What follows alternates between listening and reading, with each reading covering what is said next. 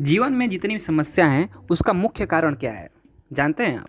जब भी हम अपने आप से अपना कंट्रोल खो जाते हैं तभी ये प्रॉब्लम खड़ी होती हैं। जब तक कंट्रोल आपके पास रहेगा आप अपने आप को दुख में नहीं ढकेलेंगे, बट जैसे ही कंट्रोल दूसरे के पास चला जाता है तभी आप परेशान होते हैं। जैसे आपको मैं समझाता हूँ, थोड़ा सा अपने आप को पीछे ले जाइए और कुछ चीज़ों को याद करने की कोशिश करिए। जब किसी ने आपकी तारीफ़ की हो तो आपको कितना अच्छा लगा हो, कितना सुख का फीलिंग आती हो, कितना अच्छा लगा हो कि इसने मेरी तारीफ़ की। ठीक, जैसे ही उस जो बंदा आपकी तारीफ़ कर रहा है आपको सुख मिल रहा है, राइट, आपको अच्छा लग रहा है, हैप्पीनेस मिल रही है।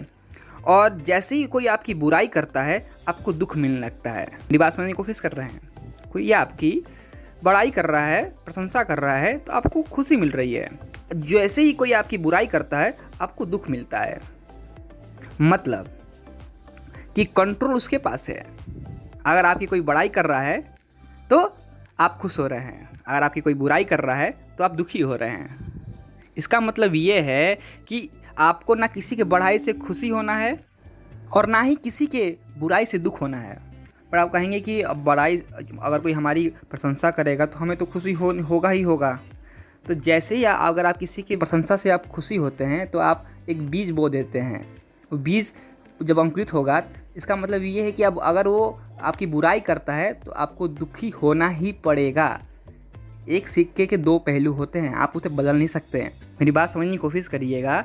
अगर आप किसी की बड़ाई से खुशी महसूस करते हैं, हैप्पीनेस महसूस करते हैं, तो उसकी बुराई से आपको दुख महसूस करना ही पड़ेगा। तो इसका एक ही तरीका है कि आपको किसी की बड़ाई से खुशी महसूस करने की ज़रूरत नहीं है।